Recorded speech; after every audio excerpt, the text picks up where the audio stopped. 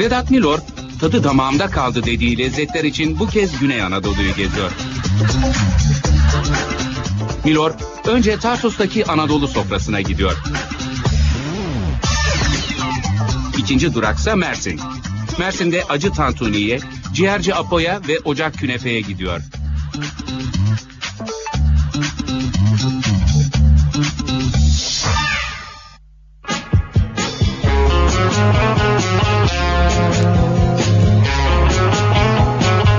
Farklı tatları denemeye ve onları NTV ekranlarında sizinle buluşturmaya devam ediyoruz.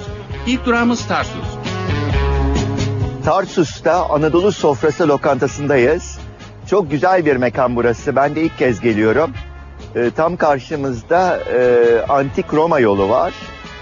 Onun karşısında olan oldukça büyük ve esnaf yemekleri yapan, hem yöre mutfağını temsil eden hem de Güneydoğu mutfağını temsil eden bir lokanta. Merhaba. Merhaba Vedat Bey, hoş geldiniz. Hoş bulduk, nasılsınız? Teşekkür ediyorum. Cemil Bey, bizim bu Anadolu gezimizin ilk durağı oluyor. Hoş geldiniz, safa getirdiniz. Hoş bulduk. Ne zaman açtınız burayı? Biz burayı 2004-27 Aralık'ta açtık. Gördüğüm kadarıyla burası Anadolu Sofrası adı doğru. Çünkü her yöreden yemek var gibi burada. Hemen. Yani işte Bitlis'in yemekleri var, perde pilavları var, Siirt'in değil mi? Siirt'in, evet. Bitlis'ten de bir iki şey gördüm. Daha önce büryan vardı. Ha, büryan yok. Büryan vardı, büryanı kaldırdık. Bakıyordum orada yazılarda yazıyordu. Vardı, büryanımız vardı ama kaldırmak zorunda kaldık. Niye büryanı kaldırıyorsun? Büryanda biliyorsunuz kuzudan oluyor ve yağlı etten oluşur. Evet. Gitmeyince kaldırmak zorunda kaldık. Anladım. Onun dışında da yöre yemeklerini yapıyorsunuz değil mi? Tamamen yöresel yemeklerdir. Tamamen Anadolu yörelerine ait yemek kültürüne sahibiz şu anda. Bir nevi bir müze gibi yani bu her şeyden. Yani televizyon üstünde. Sizin şeyiniz ne? Bundan önce lokantacılık, 2004'ten önce ne işler yaptınız? Nerelerde bulundunuz? Ben lokantadan önce kasaptım. Ha, o da önemli. O zaman etten meselesi. herhalde anlıyorsunuz. Yani etin kalbinden geliyoruz. Anladım. Etin yüreğinden geliyoruz. Hayvanın ne olduğunu bilerek yapıyoruz. Eli yüzü düzgün temiz bir esnaf lokantası burası. Kebap ve Güneydoğu mezeleri de bulunuyor. Güzel bir taş fırınları var. Ve odun ateşinde pişen soğanlı Urfa lahmacunu olsun, tavada pişen fındık lahmacunu olsun, her ikisi de çok lezzetli. İçli köfteleri de standart üstü. Kabuğu ince ve içinin malzemesi bol. Midenizi de yakmıyor. Bu meşhur yörenin fındık lahmacun herhalde. Bu da Urfa işi Bu yaptı. da Urfa lahmacunu, evet. Bunun özelliği tavada pişiyor olması. Evet. Normal şartlarda mayalı hamurda pişiyor. Bu mayasızdan yapmışlar. maya- Çünkü mayasız- yoksa kabarması lazım Evet. böyle. Bu daha güzel böyle, daha lezzetli. Etin lezzetini alırsınız. Teşekkür ederiz. Bu da Urfa lahmacunu bildiğimiz. Sarımsaklı yapıyorsunuz yani. Hayır. Soğanlı mı? Bu soğan. Soğan. Sarımsaklı Antep lahmacunudur. Evet. Hangisinden başlayayım? Bundan önce bir tane. Önce bundan başlayın istiyorsanız. Bakalım. Yok, elinizi hiç şey yapmayın. Buyurun, ben size öyle şey yapayım, takdim edeyim. Buyurun. Teşekkür ederim sana. Evet. Ben de bir tane alıyorum. Evet. Eti bol koymuşsunuz ama Eti bol. iyi, et dışarıda taşmıyor yani tam şeyinde. Yemek etiyle güzelleşir. Bunun büyük özelliği de elimizle yememizdir. Lahmacun enfes. Afiyet Bu, olsun. siz bunu kesinlikle bu odun fırında pişmiş. Tamamen odun. Odun. Hiçbir şekilde şey yoktur. Tüpten veya başka bir şey değil. Bakın lahmacunla şalgam suyu deneyeceğim. Bunun ekşisi güzel gidiyor değil mi onun acısına? Lahmacunun en güzel içebileceğiniz, yanında içebileceğiniz en güzel şey şalgamdır. Şalgam kesinlikle. Şimdi şuna bir bakalım. Bu kesin. Normal her zaman sizin daha çok yaptığınız Urfa işi değil mi? Bizim yaptığımız, esas kullandığımız lahmacun Urfa lahmacunudur. Ortasını yumuşak, kenarlarını tam pişirmiş, Kıtır fazla olmuş. pişirmemiş. Evet. Kıtır olmuştur. Biz normalde Bu tavada pişiyor herhalde değil mi? Bu tavada pişiyor. Bu normal. Bu normal taşın üzerinde pişer. Normalde bizim bunun yanında maydanoz, turp ve turşu biberiyle beraber biraz daha limon sıkılır. Biraz yani. Ama şimdi biz yemeğin tadını almak adına müsaade yiyoruz. Böyle hakikaten çok güzel lahmacunuz. Afiyet olsun. Kıyma da çok güzel. Azıcık kuzu da var galiba içinde. Biraz. Güzel, aman onu tutun, lütfen tutun. Tutuyoruz. Kuru olmaz, aman tutun onu. Evet. Şeyi de çok iyi, baharı da tam kıvamında yapmış. Evet, şimdi müsaadenizle bu yaptığınız sebze yemeği, mantı gibi gözüküyor bu. Bu yalancı mantı. Yani Ama makarnadan değil. patates, havuç, patlıcan, üzerinde de sarımsaklı yoğurdu var. Süzme yoğurt galiba. Hayır, tava yoğurdu. Evet. Bizim tava yoğurdumuz vardır. Güzel, hafif bir yemek yapmak. Çok fazla yağda yaptığımız zaman ya mideye ağırlık vereceğinden dolayı ondan çekiniyoruz genellikle yemeklerde. Hafifliği seçmeye çalışıyoruz. Bu da buranın işlik şeyiniz. Bunu ne usulü Normalde yapıyorsunuz? bu Antep usulüdür. Antep usulü. Bu Antep usulüdür. Kızartma. Normalde Antep Haşlama usulü yapmıyorsunuz herhalde. Haşlama hayır. Kızartmadır. Yalnız normal şartlarda buna yumurtaya bulandırılır. Biz yumurtaya bulamıyoruz çünkü dediğim gibi bölge olarak sıcak bölgedeyiz. Daha hafif olsun diye mi? Ve Güzel, şeyini gayet ince yapsınız, kabuğunu. evet. İçinden bakayım. İçeride kuzu ve dananın karışımıyla arkadaşlar. İçinde de şey vardır. Ceviz vardır. Düzdür. Güzel bir şey. Yani çünkü çok yağlı değil. Ben biraz bazen yağlı seviyorum hafif içinde ama kuru da değil. Eti güzel, lezzeti hakikaten mideyi yakmıyor. Kullandığınız soğan çok hoşuma gitti. Yani soğan var, Soğan var. Soğansız zaten olmaz. Adeta tatlımsı soğan. Ondan Biz onu acısını kullanırız. almıyoruz. Kırmızı soğan kullanıyoruz. Evet, etini bol koymuşsunuz, şey yapmamışsınız yani kısmamışsınız. Ceviz gayet güzel bir yani. Afiyet olsun. Evet.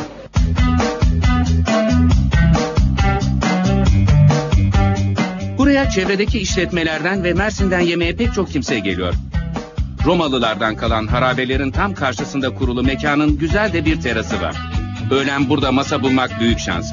Lokantanın sahibi Cemil Bey özellikle perde pilavı, kuzu incik ve güveç yemeğiyle övünüyor. Vedat Milor da bu yemeklerin hepsini beğeniyor. Güveç taş fırında pişmiş ve özellikle sebzeleri çok lezzetli. Et biraz sert ama lezzeti sebzelere geçmiş. Yörenin Karaman koyunundan yapılan incik, İstanbul'da 3 misli para ödeyeceğiniz birçok incik kebaptan daha iyi. Şimdi bunu nasıl önce haşlıyorsunuz tabii ince, sonra fırına mı konuyor? Sonra Önce haşlıyoruz. Evet. Sonrasında hafif kızarması için fırına atıyoruz. Evet. Bulgur pilavını ayrı bir kapta, ayrı bir şekilde tereyağla pişirdikten sonra gene üzerine inciyi pilavın üzerine koyduktan sonra yağda ateşte kızartılmış tereyağı üzerine gezdiriliyor. Ha, gezdiriliyor yani. Tabii üzerine gezdiriliyor ki o lezzeti alabilmesi açısından. Çünkü haşlarken fazla yağ kullanamıyoruz. Fırına atarken yağ kullanamıyoruz. Hafif kenarında bakın çok az da güveç koymuştur. O güveçle beraber bulgur pilavını tadarsanız çok daha güzel olur. Memnuniyetle. Bulguru nereden temin ettiniz? Bulgur da buranın. Buranın. Bölge olarak zaten biliyorsunuz yani söylemeye gerek yok. Gerçekten Evet. tarım bölgesidir. Evet. Her türlü tarım var burada. Çok haklısınız bu.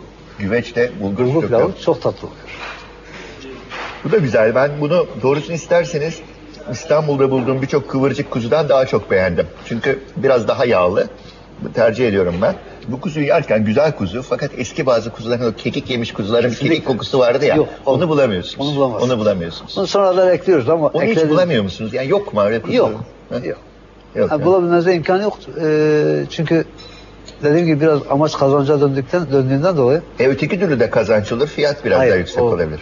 Fiyat yüksek oluyor ve fiyat yüksek oluyor mesleği yapan yok. Peki çok teşekkür ederim. Özellikle gerçekten güzel de bu bulgurla birlikte güvecin lezzeti benim için yani buraya derim ki ben şöyle bir porsiyon bulgur üstüne o güveç şeyinden. Afiyet olsun.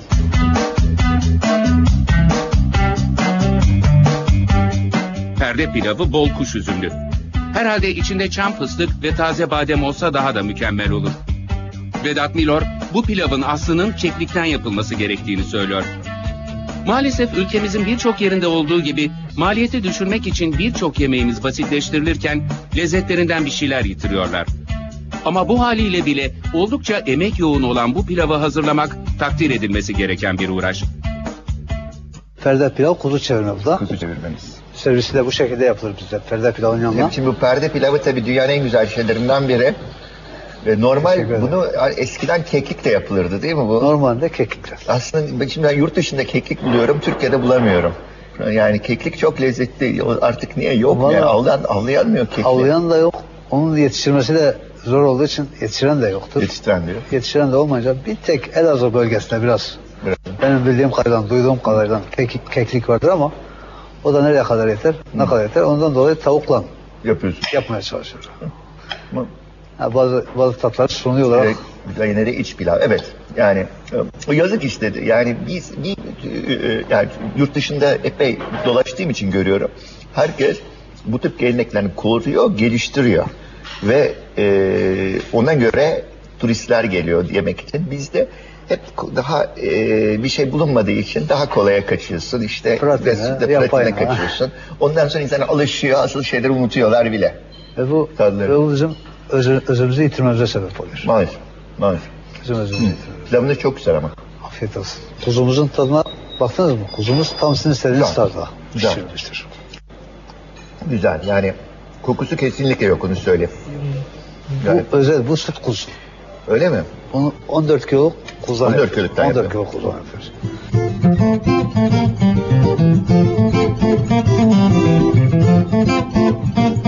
Sarmaşık dedikleri yemek, tipik kış sebzelerinin beşamelli sos ve taze kaşarla fırınlanmış hali. Bir nevi sebzeli elbasan kebap. Gümüş tavada daha önceden pişirilmiş sebze ve patatesin üzerlerine sarımsaklı yoğurt ve tereyağı dökülmüş hali. Her iki yemek de başarılı sebze yemekleri. Sarmaşık tava. Yani sebzeli yaptığınız için. Bu sebzeli ve kuşbaşı etten oluşuyor. Tamam, çok güzel. Hangisinden başlayayım? İsterseniz şöyle sarmaşık tavadan başlayabilirsiniz. Ben size şöyle bir sunayım önünüze. Tamam. Hemen şöyle yapayım. Evet. Bunu gördüğüm kadarıyla elbasanı içi sebzeler ve dana eti sanıyorum. Dana eti. Sonunda da beşamel sosu yapıyoruz. Üzerinde beşamel sos, hafif kaşar vardır üzerinde. Evet, belli oluyor. İçerisinde sebze ağırlıklıdır. Ne koymuşsunuz? Domates görüyorum. Patates, havuç, patlıcan. Evet. Çok hafif bu. Güzel. Dediğim gibi daha öncesinde de söyledim, anlattığım gibi yemeklerimizin hafifliğine özellikle dikkat ederiz. Kağıt peçeteler üzerinde kurutuyoruz. Onun sanırım butunu kullanmışsınız burada. Butundan, evet. Duvar kısmından kullandık. Evet. Evet. Normal şartlarda büftekten kullanılır, yumuşak olur ama bunda hafif sertlik olmalı. Ağza tadı takılmalı et. Evet. Onun için normal bölümünden kullanıyoruz. Güzel, bu yemeği bunu beşamelin daha da hafifini yedim, yani bazen daha şey yapıyorlar. Siz belki un değil de kaşar biraz onu ağırlaştırır. Onu ağırlaştırır ama yine de lezzetli kaşarın olması bence. Normal şartlarda bu beşamel sosu biraz daha kalın üzerine dökülmesi gerekir. Fakat elbasan tavaya yakın olması için biz onu biraz daha incelttik. İncelttiniz. Biraz daha incelttik. Biraz kaşarı biraz çoğalttık. Anladım. Anadolu tava dana etinden hazırlanmış. Biraz sert. Vedat Milor bu yemeğin yanındaki bulgur pilavını güveçte pişen sebzelerle denemenizi tavsiye ediyor. Kuzu çevirmeyi ise daha başarılı buluyor. Bu Anadolu tava. Tamam. Yani bizim özümüzü yansıtan tavalardan bir tanesi var. Çünkü hep Anadolu sebzeleri var içinde. Anadolu'nun eti var içinde. Anadolu nasıl bu tavada normal kızı? Bu Anadolu tava yağsız. Yağsızdır. Tam tamam. Yağsızdır. Evet. Biraz hafif kızartılmıştır dediğim gibi daha öncesinde. Hafif kızartılmış, sonrasında ise buharda tamamen şey yapılmıştır. Buharda mı pişiyor? Hafif buharda, evet. Yani çok fazla buhar değil, az buharda. Ocak üstünde pişiyor yani. Evet. Hafiflemesi için. Yani evet. hafif olması açısından. Onun eti sonradan ekleniyor. Et karıştırılmıyor. Birbirine karıştırılmıyor. Tamam sonra. Yani eti nasıl pişiriyorsunuz? Eti önce haşlıyoruz. Tamam sonra. Sonrasında da hafif kavuruyoruz yani. Çok az kavurmayla. Onun içine de baharat olarak karabiber, biraz tuz, biraz kekik. Kekik de koyuyoruz. Ankara tava değil, klasik Anadolu tava. Anadolu diyorsunuz. Bu Anadolu tava. Her zaman var bu galiba Anadolu tava burada. Şimdi yemeklerimiz genellikle değiştiği için, sürekli değiştiğinden dolayı yaklaşık 10-15 günde bir geliyor. Sırası geliyor. Ben şahsen bu tavada kuzuyu tercih ederim ama dananın iyisini bulmuşsunuz yani. Dananın şey olarak biraz önce de anlattığım gibi kuzu bu için biraz ağır geliyor. Biraz ağır diye. Sadece tek başına alınca çok ağır gelir. Normalde kullandığımız et kuzudur. Tamamen kuzu kullanıyoruz. Şimdi danadan yapmışsınız. Yok. Mevsim olarak danayı tercih ediyor şu anda. Bunu hafif deyince bazen ben acaba lezzetsiz mi diye korkarım hep. Çünkü birçok lokantacı işte efendim hafif yapıyoruz diyorlar ama lezzet yok. Fakat lezzet var. Güzel yapmışsın. Lezzet yani önemlidir. Lezzet tabii çok önemli. Hafif demek lezzetsiz demek değildir. Malzemeyi kısmak demek değildir. Et bu da herhalde budundan yapıyorsunuz. Omuzdan denesiniz de kol kısmından. Kürek kısmından. Kürek kısmından. Kürek kısmından. Bence daha lezzetli olur. deneriz de. Fakat bizim burada biraz bir handikapımız vardır. Ha, ne gibi? Buradaki kasap arkadaşlarımız da İstanbul gibi, Ankara gibi, İzmir gibi veya Bursa gibi bölüm et bölmesi yoktur. Yok mu? Tamamen bir gövde olarak. Yani bir gövdeyi komple sıyırır verirler. Biz onu belli yerlere göre kullanıyoruz. Anladım. Yani hep aynı şeyi kullanma şansına sahip olamıyoruz. Anladım.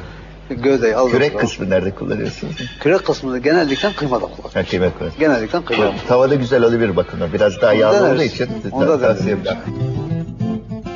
Burada en çok tavsiye edilen tatlı irmik. Maalesef şekerini biraz fazla kaçırmışlar. Genellikle yemeklerden sonra misafirlerimizin birçoğuna bunu ikram olarak sunarız. Yani Anladım. ücret babında değildir. Güzel irmik tatlısı bana biraz fazla tatlı geldi ama şekeri fazla. Bunu ben hakikaten anlamıyorum abi. Mesela insanların tansiyonu var. Mesela aslında doğal yağ kötü bir şey değil. Etin kendi yağı. Yani bunu şimdi modern tıbbı biraz izlemiyoruz biz. Yani o şey değil. Ama Kesinlikle. en kötü şey biliyorsunuz rafine un. Ve şeker. Evet. Bildiğimiz tuz. Yani kaya tuzu Üç iyi bir beyaz şey yani. mesela. Üç beyaz. İnsanlar çok şeker yiyorlar. Ondan sonra mesela güzelim kuzu etini yemiyorlar. Yani o handikap hepimizde var. evet. Yani bazı şeyleri bize yararlı olan şeylerden Evet. genellikle kaçınır. Evet. Yararsız olan şeye de hücum eder, saldırırız.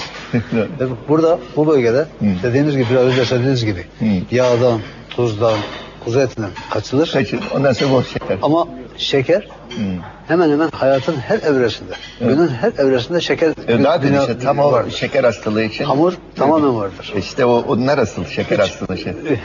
Üç beyaz, tuz hariç. Tuz hariç. Evet. Tuz hariç. Üç beyaz tamamen bizim bu bölgemizde bir numaradır. Anladım.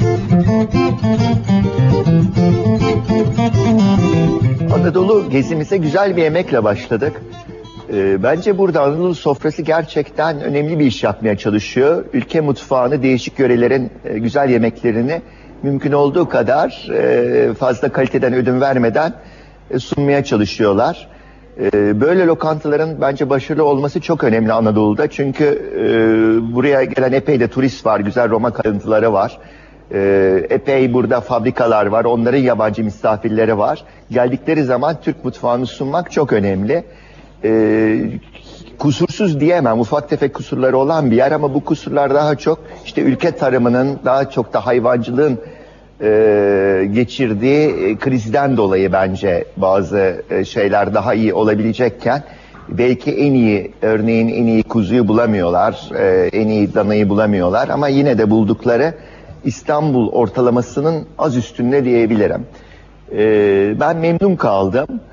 Yemeklerde bir de beğendiğim taraf çok şey denedim. Hepsi belli bir düzeyi tutturmuş. Bu tarafa gelirseniz buraya gelmenizi tavsiye ederim. Anadolu sofrası lezzet açısından Vedat Milor'dan 4 yıldız alıyor. Fiyat kalitesiyle 5, ambiyansıyla da 3 yıldız alabiliyor. Tadı damağımda reklamlardan sonra devam edecek.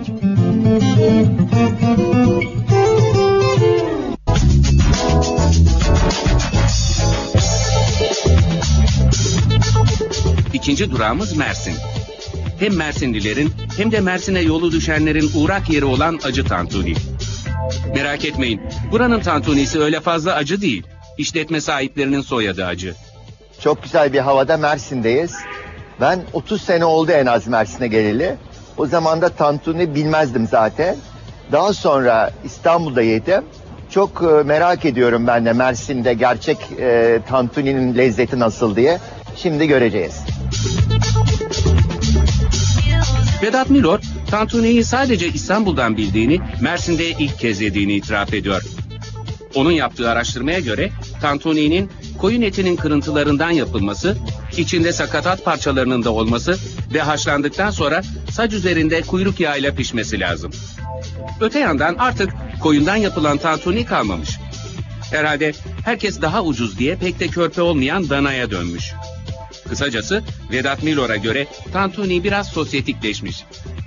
Şimdi doğrusunu isterseniz ben ilk kez Mersin'de asıl yerine tantuni yiyorum. Çok oldu geleli Mersin'e. O zaman da zaten bilmiyordum daha henüz. İstanbul'da yedim birkaç kere.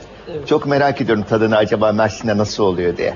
Ve şimdi sizin acı tantuni böyle özellikle biber sosu falan mı atıyorsunuz içine? Yo, ayrı biber falan var tabii ki ama acı olması sadece soyadımızla ilgili yani. Hacı tantuni oradan geliyor. Hacı tantuni değil mi? Acaba dedim bir tatlısı var bir acısı var. Acaba. Ne kadar oldu siz buraya açalı? 10 yıldır buradayız. Burayı şu kadar katmıştık. 35 yıldan beri bu işi yapıyoruz. Baba mesleği. Baba mesleği. Tabii bu önce bildiğim kadarıyla haşlanıyor. Evet. Ondan sonra sacda Evet. pişiriyorsunuz. Önce haşlanıyor. Güzelce suyu çektikten sonra yağla aynı şekilde kavruluyor. Ne yağı kullanıyorsunuz? Çiçek yağı, ayçiçeği yağı kullanıyorsunuz. Acıyla önce haşlanıp o et suyuyla birlikte pişiriyorsunuz Tabii tabii. et suyu kuruduktan sonra yağla kavruluyor. Anladım.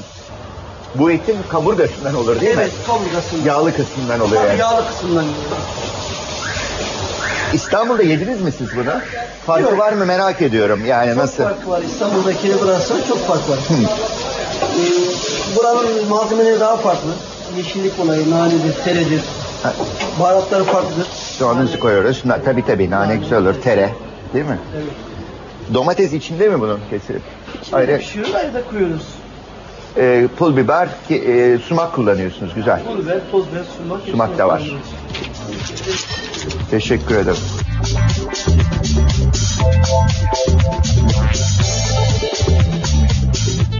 Ekmeğini beğendim ben. Çok güzel, Evet. ince yani. Hamurunuz gerçekten iyi. İstanbul'da yok. Fakat eti İstanbul'dan çok farklı gelmedi yediğimden.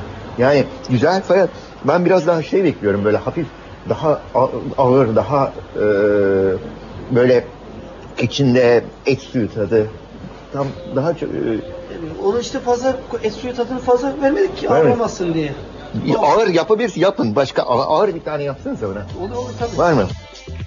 Vedat Milor, tantuni'nin ince lavaş ekmeğini özellikle beğeniyor. Ama ilk tadına baktığında etin pek bir özelliği olmadığını söylüyor. Bunun üzerine Süleyman Bey mutfaktan kuyruk yağı getirtiyor ve tantuni üzerine haşladığı et suyu döküldükten sonra az kuyruk yağıyla sacda pişiyor. İçine de bol tere ve nane. Böylesi daha iyi. Fast food dedikleri ayakta çabuk yenen yemek türünün en lezzetli örneklerinden biri. Şimdi bu kuyruk yağı ekleyerek yaptım. Evet. Bir şeyi çok beğendim yani. Nane ile tere çok Tabii. lezzet veriyor tabii. Şimdi Tam kendi usulümüze göre. çok daha güzel. Tam şeye göre ya bunu İstanbul'da danadan yapmışlardı. Evet. Bir de sanıyorum bu da böyle kuzudan olsa hele artık ben buradan çıkmam ama danaya göre için kuzu daha daha lezzetli. Her zaman.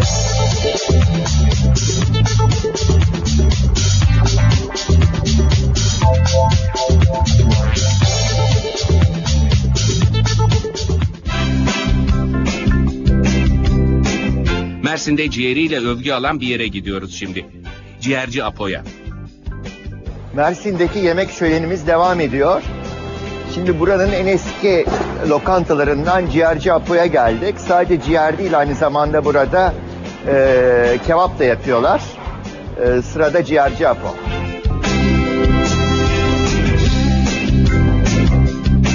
Siz ne kadar zamandır buradasınız diyecektim ama 67'den beri de yazıyor. 67'den beri evet. Siz mi açtınız burayı? Evet. Ben 67'den beri seyyar yaptım 79'a kadar. Öyle mi? Seyyar araba üzerinde ciğer yaptım. 79'dan sonra 20 metrelik bir dükkana girdim. 83 yılında sonra biraz daha büyüttük. Derken şimdi 4 tane şubemiz var. Bu yıla kadar çalışıyoruz. Halen de çalışmaktayım. En güzeli. Buranın adı ciğerci ama kuzudan Adana kebap ve kuzu şişleri de var. Ciğer iyi temizlenmiş ve küçük kesilmiş. Öte yandan lezzeti İstanbul'da bulunan kuzu ciğerlerinden farklı değil. Vedat Milor ciğerin dolaba girdiğini tahmin ediyor. Yılların lokantacısı Apo'da etin veresiyesi olur ama ciğerin olmaz diyor. O da kabul ediyor ki taze kesilmiş kasaptan yeni gelen ciğerin lezzeti başka olur. Ama Apo Bey lokanta işinde çok başarılı olmuş. İş hacmini büyütmüş. İş hacminin büyümesi de beraberinde belli bir standartlaşmayı gerektiriyor. Şimdi Apo Beyciğim nasıl yapılıyor? Siz bana Tamam, güzel ben size göstereyim bir Tamam. tane. Şimdi çok bir şey hoşuma gitti. Kuyruk yağları var. Bayılırım Evet. ben. Öyle ciğer kuyruk yağsız Tabii bence yağsız, olmaz. yağsız pişmez. Kesinlikle olmaz. Çok güzel. Kuzu ciğeri. Ben o sumaklı soğandan mutlak isterim. Teşekkürler. Şalgam sağ ol. Tabii. Maydanoz isterim. Tere isterseniz. Tere ben seviyorum. Çok da sağlıklı, güzel. Nane ister misiniz? Vallahi isterim. Nane de güzel gidiyor. Kimyon sever misiniz? Kimyon çok severim. Ciğere de gerekir kimyon yani.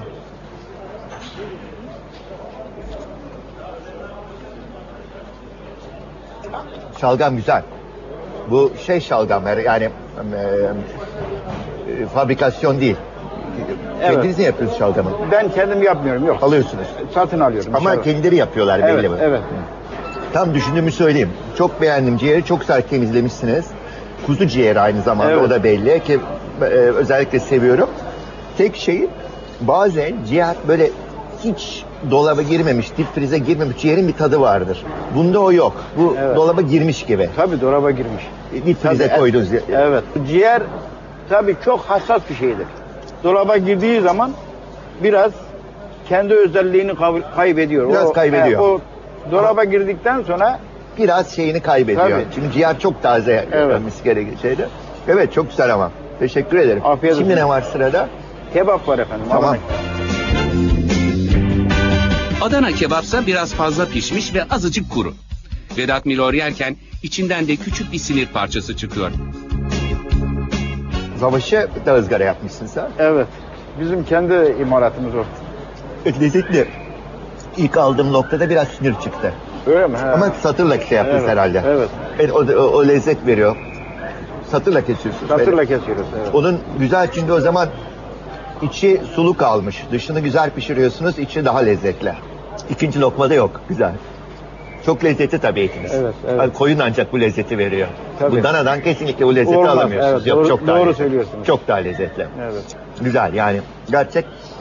Bakın, bu kadar az et koyunca bile lezzetli olduğu Lezzet- için et tadını alıyorsunuz. Tabii, Daha da tabii. sağlıklı, böyle fazla yemiyorsunuz. Şimdi dana olunca hele artık onlar ya 2 yaşında mı 3 yaşında bilemiyorum ne kullanıyorlar.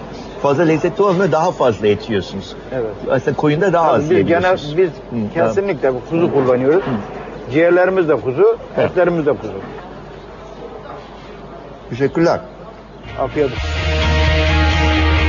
Öte yandan şiş kebap aralarında minnacık kesilmiş kuyruk yağı parçalarıyla ikram ediliyor. Bunları lavaşa sarıp üzerlerine bol yeşillik ve soğan ekleyince damak bayram ediyor. Çünkü yediğiniz kebap hem lezzetli hem de dengeli. Bol yeşillik etin hem hazmına yardımcı oluyor hem de lezzetine yeni bir boyut katıyor. Evet, bu çok yani, kuzu gayet lezzetli. Bunu terbiye ediyor musunuz böyle yumuşağı gayet? Yok, terbiyesi yok. Biraz 1-2 saat dolapta bekletiyoruz. Hı. Bunun terbiyesi bu. Çok güzel. Bu doğal, gayet lezzetli. Bir de sizin bu tekniğiniz küçük küçük ciğerleri Evet, de böyle evet. minik, epey zaman alıyor tabii ama tabii. Tabii, zamanımızı çok güzel. alıyor, evet. Ama lazım. Evet. Daha lezzetli oluyor. Daha lezzetli oluyor. Bu lokantanın hemen yakınında Ocak Künefe var. Buranın sahibi de Apo Bey. İsterseniz yemek sonrasında buradan künefe getirtebiliyorsunuz. Apo Bey, Vedat Milor'u yerinde yiyelim diye Ocak Künefe'ye getiriyor. Künefe gerçekten mükemmel. Kabuğu çıtır ve incecik. İçindeki tuzsuz taze keçi peyniri eritilmeye çok elverişli ve lezzetli. Künefenin şerbeti de tam kıvamında. İstanbul'da böyle bir künefeyi bulmanız mümkün değil. Gerçekten tadı damağınızda kalıyor. Bu bayağı oluyor. Güzel. Sünüyor, evet. Gerçekten lezzetli bir künefe. Evet. Kıtır kıtır. Peyniri Evet. çok güzel. Bu nereden buluyorsunuz bu peyniri? Buranın peyniri mi yoksa Hatay'dan geliyor. Hatay'dan evet. getiriyorsunuz? Keçi peyniri bu. Bu tam Hatay usulü yani künefe. Evet. Evet, Hatay Tabii, usulü künefe. İstanbul'da bu kadarını böyle yememiştim. Evet. Bu kadar güzel yani. Evet, çok sıcak bir fırında yaptınız herhalde. Tüp üstünde yapıyoruz. ha. Evet, Özel ocakları var bunlar. Özel ocak mı? Evet. Çok güzel tabii. Yediğim kebaplar ve künefeden memnun kaldım. Ciğer güzeldi. Çok taze ciğerde olan, hiç dolaba girmemiş ciğerde olan lezzeti bulmadım. Öte yandan kuyruk yağıyla yapılması ve küçük kesilmesi çok hoşuma gitti. Kebaplar da lezzetli. Koyundan yapılan kebabın tadı farklı oluyor. Maalesef İstanbul'da bulmak zor oluyor. İlk başta kebap biraz benim zevkime göre fazla pişmişti. Arkasından gelen şiş tam istediğim gibi ve çok lezzetliydi. Kuyruk yağı da tam yerinde kullanılmıştı. künefe İstanbul'da yediğim bütün künefelerden daha iyi. Hatay'da daha yemedim, göreceğim. Fakat bir bütün olarak gerçekten temiz, güzel ve lezzetli bir yemek yedik. İnşallah Mersin'e tekrar gelmek için bir 30 sene daha beklemem. Ciğerci Apo lezzetiyle Vedat Milor'dan 3 yıldız alıyor. Fakat kalitesiyle 4, ambiyansıyla da 2 yıldız alabiliyor. Tadı damağımdadan bu haftalık bu kadar. Haftaya farklı tatlarda buluşmak üzere.